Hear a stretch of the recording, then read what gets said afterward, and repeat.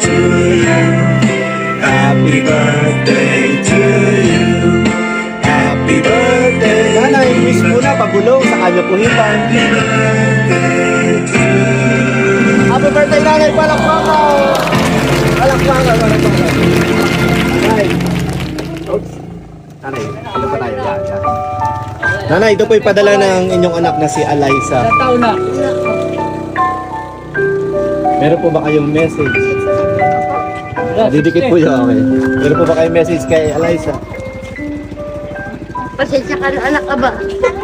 Ikaw lang ang nag-ano sa akin ng gayaan. Masaya po ba kay nanay?